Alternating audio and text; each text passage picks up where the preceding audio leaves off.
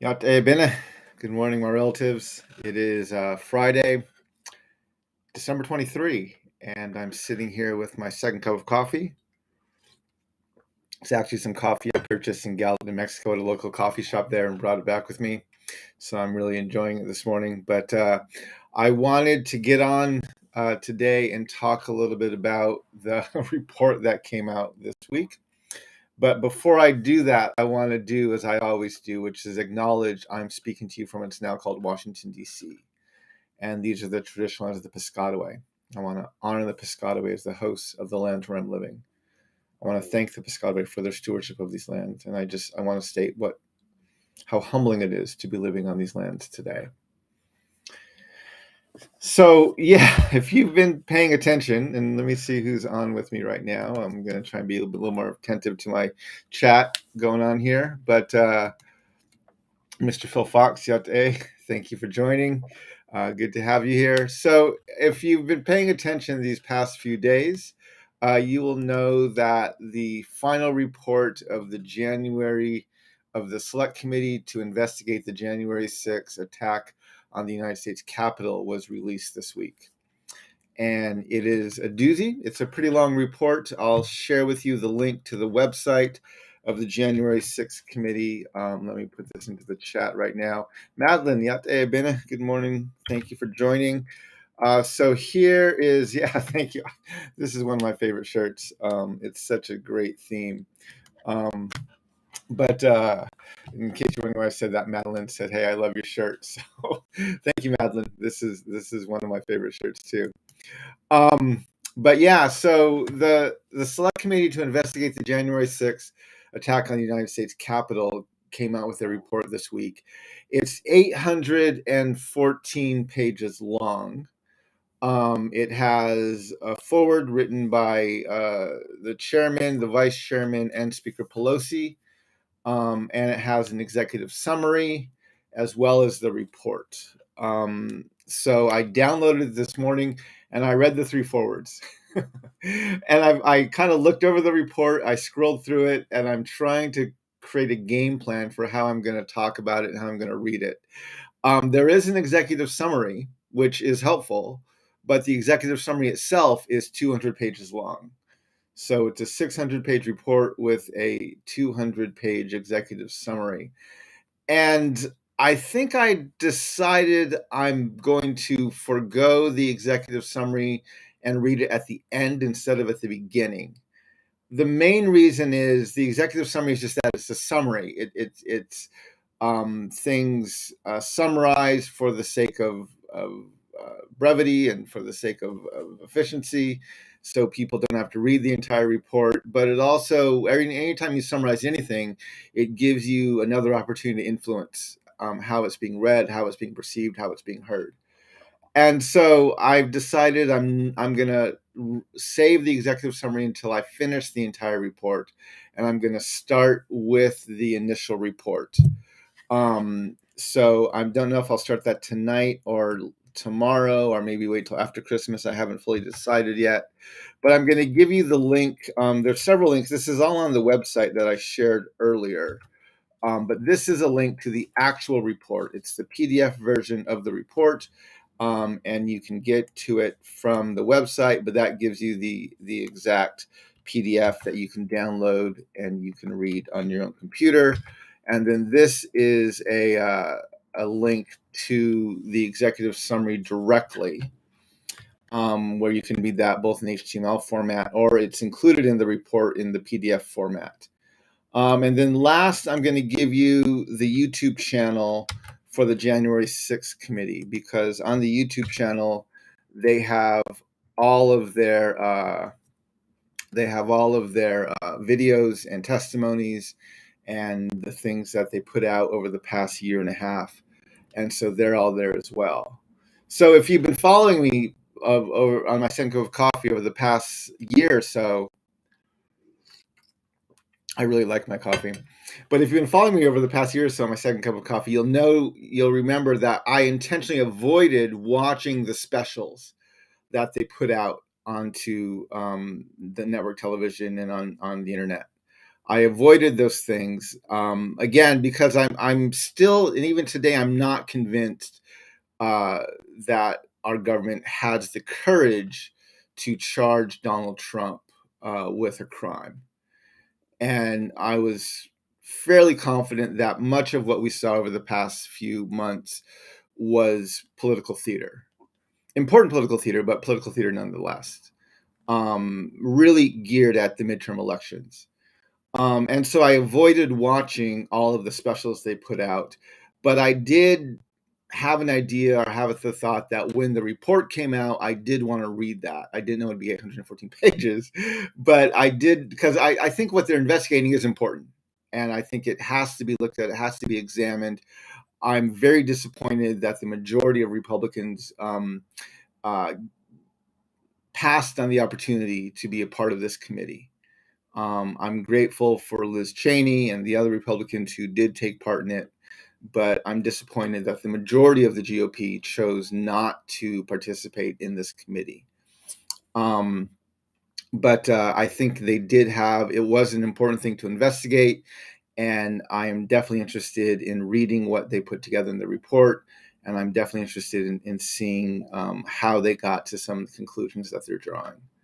Now, I've already been looking online, right? And if you read the follow this on social media, or you click on the hashtag for January 6th report, you'll already see a bunch of experts commenting on the report and commenting on different partisan angles of the report, both the left and the right. And there's no way these people have read the report yet, right? It's just they haven't done it. They've maybe skimmed through it. They picked out a few key words, and they're kind of arguing over those things, but they haven't read the report well yet. I'm quite certain of that. Maybe they've previewed, maybe they have in their institutions an executive summary of the executive summary that they're giving us talking points about this. But I think it's important for all Americans to read this report. I encourage you, as people who follow me, to read this report. I haven't decided yet if I'm going to comment about the report as I read through it, or if I'm going to save my comments all till the end. I think I'm going to start reading through it. There's several chapters of the report after the executive summary, and so I'll probably go through it chapter by chapter and kind of decide, okay, do I have enough to comment on the chapters? I already read through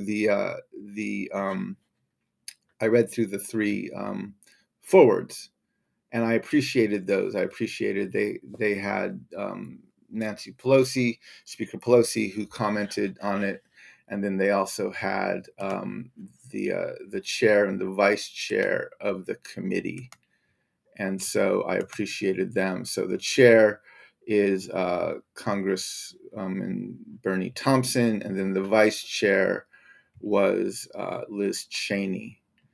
And I read all three of their comments. And again, just my first note as I read through them, I appreciated one of the comments that Bernie Thompson made is he started his forward with he talked about the pins that the Congress members are given when they are sworn into office. It's a lapel pin. And the morning of the January 6th, as the attacks were happening, they were instructed to remove these pins from their suits because it would make them a target going in throughout the Capitol. People could identify them as members of Congress by wearing that pin. And so they were instructed to remove the pin. And at the end of his forward, and this was right, this is an African American man representing Mississippi, whose father experienced Jim Crow, and he said at the end, he made this comment. He said, "There are people who want to take America backward, not towards some imagined prior greatness, but towards repression. These are people who want to roll back what we have accomplished. I believe that those who aligned with the scheme to overturn the election heeded Donald Trump's call to march on the Capitol because they thought taking up Donald Trump's cause was a way to advance their vile ambitions." And then he said, "That is why I did not remove my lapel pin on January 6th. Our country has come too far to allow a defeated president to turn himself into a successful tyrant by upending our democratic institutions, fomenting violence, and, as I saw it, opening the door to those in our country whose hatred and bigotry threaten equality and justice for all Americans.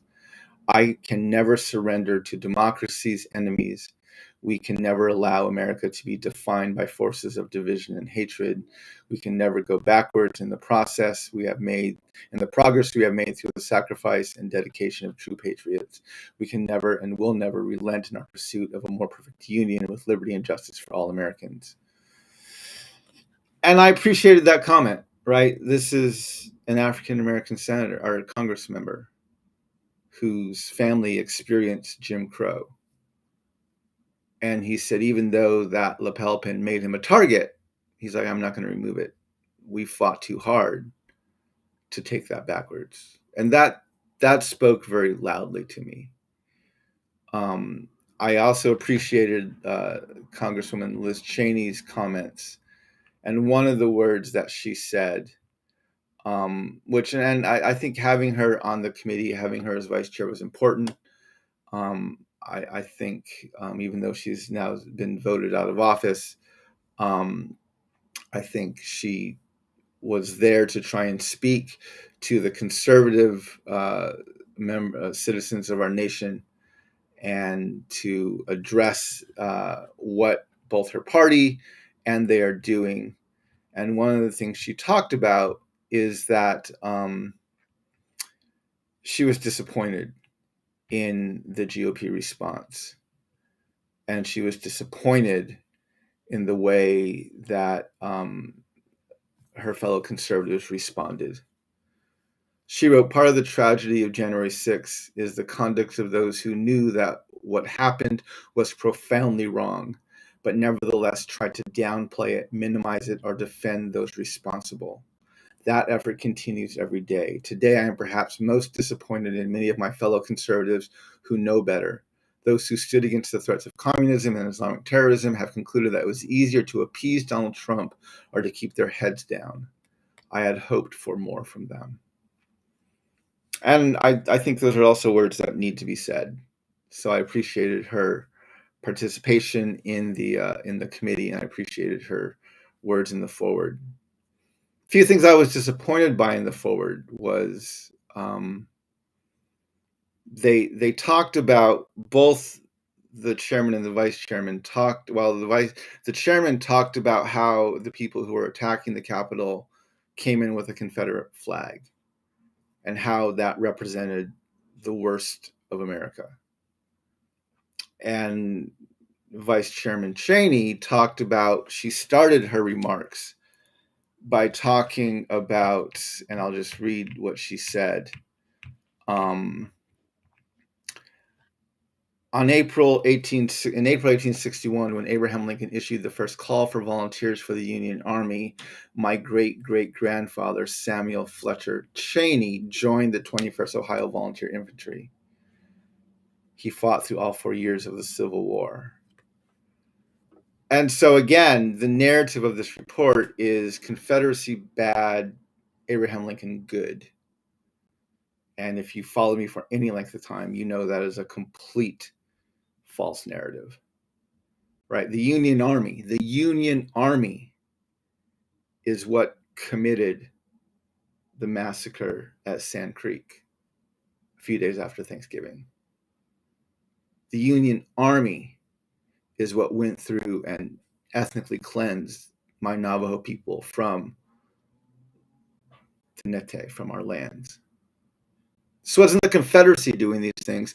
This was Abraham Lincoln and the Union Army ethnically cleansing and committing genocide against Native nations as they worked to complete Manifest Destiny. And the theme of Manifest Destiny was about unifying the country. So the narrative that Confederacy bad, Abraham Lincoln, Union Army good, is false. It's a false narrative. And it's disappointing that this report doesn't acknowledge that. And so it from both sides of the aisle, it's disappointing that it doesn't acknowledge that. And so, yeah, obviously there's going to be huge blind spots in this report. But these are just the things I'm trying to understand as I'm kind of going through this and trying to point out as I talk about these things. But I'm looking forward to reading it. I don't know how long it's going to take. There's a lot of footnotes. There's a lot of little tiny print in this report. I don't know what it's going to do. I'm hoping the parts I've read have been intriguing so far. So we'll see. We'll see how it comes out. But I will let you know as I work through the report. And if you're reading it along with me, I invite you to post thoughts or questions, or on my second cup of coffee to put some comments in there about it. Again, I think it's important that all Americans read it. I don't think just our news reporters and the people who gaslight Americans need to be the one reading this report, because they will read it, or at least they'll have someone read it for them. But I think it's important that all Americans read this report. Whether it doesn't matter what party you are affiliated with or what side of the aisle you sit on. I encourage you to read this report. And I'm encouraging you by trying to set the example of working through and reading it myself. So over the next few weeks, hopefully we'll have some good discussion as we talk about this report. Just one other thing I wanted to comment on as I'm drinking my second cup of coffee is when I was home back in New Mexico and I was able to spend some time with my parents. And something my father just continues to bring up, and this is something that I wrestle with a lot internally as well, is right, the holiday season between Thanksgiving and New Year's is generally a time where most other things shut down, right? People take vacations, they spend time with family. You have different religious holidays such as Christmas or Hanukkah or other holidays going on. You have Thanksgiving, and it's seen as a very celebratory and kind of reflective time as we both celebrate these holidays, spend time with family, and wrap up the current year. I know for a lot of people who have lost loved ones during the holiday season, that always feels magnified as we're trying to have these celebrations, and yet there's a very obvious empty seat at the table as families gather and as people send out cards and they remember, yes, this person passed away or that person passed away. And it always seems to bring up more emotion, especially when that happens around the holiday season. And something for myself, as I've been studying more of our U.S. history and looking more, right, the season between Thanksgiving and the middle end of January is just, it's like every other day, not literally every other week, there's another massacre, right? We have Sand Creek at the end of November. We have the buried apology to Native peoples on December 19. We have the hanging of the Dakota 38 plus 2 on December 26. We have Wounded Knee at the end of December. And then in January, we have Bear River and the Massacre of the Shoshone. And right, for Native peoples, that's a lot in this short period of time, where it's like just before and just after every single one of these holidays, we are having a memorial. There's something going on that we have to think about the massacre of our people and the ethnic cleansing policies of this nation. And I recognize that takes a toll. It takes a toll on me. It takes a toll on our community. And it's difficult because the rest of the country is completely oblivious to it, just not even aware it's even happening. And yet there's deep mourning and lament going on in many of our our native circles and communities within Indian country. And so I'm going to do more to try and talk about these things, remember these things, make sure we highlight these things, and just try to respect and memorialize these things better as we go into these next few weeks. So I already did over my second cup of coffee last week, or actually earlier this week. Sorry, it was on Monday. I talked about it was December 19th, the anniversary of the buried apology to Native peoples, and I talked about that.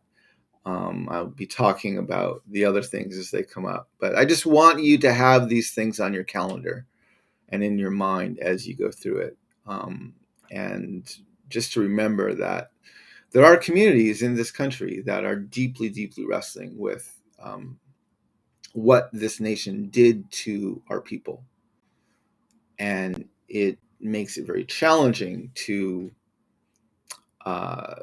fully celebrate and enjoy these things, because this history, not only did it happen, but it's rarely been mentioned. It's never been reconciled or reconciled. It's never been addressed. It's just been buried. And so this is the whole point of creating common memory. This is the whole point of learning how to talk about these things. So that's one of my goals over the next few weeks and months.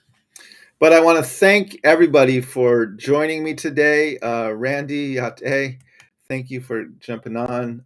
I appreciate that your presence here and you're being a part of these conversations. Terry, Bina, thank you. It's actually just afternoon now, my time, but it's good to have you here. Thanks for joining. Mary, Bina, joining from Arizona. Yes, I love this shirt. Thank you. It's good to have you here. So thank you, everybody, for joining today. I hope you have a good rest of the day. I know we actually have been having rain here in DC these past few days. It's been in the 40s, and literally this morning, the rain is clearing up, but our temperatures are dropping very quickly. So we're now getting the Arctic air that everyone else has been getting. So especially for those in the Midwest and in the northern states, please be careful. Right, there's a lot of danger of being out in this kind of cold. Be careful when you travel. Be careful when you drive. Even when we lived back on the Navajo Nation, on our reservation, there's one time we actually got stuck. We were driving back to our Hogan. There was this 6-mile dirt road, and we got stuck one night in the winter. And the road was frozen, but not frozen enough to drive on. We got stuck in the mud. We couldn't go forward and couldn't go back. We had to literally sleep in our car. And we learned that trip taught us to, when we drive, we kept blankets in our car. And we just made sure that we did these very sensible things. So if something happened, we would be okay. And so especially if you're traveling over the holiday seasons, whether you're driving or anything else, make sure you take what is necessary so that you can stay warm in this weather.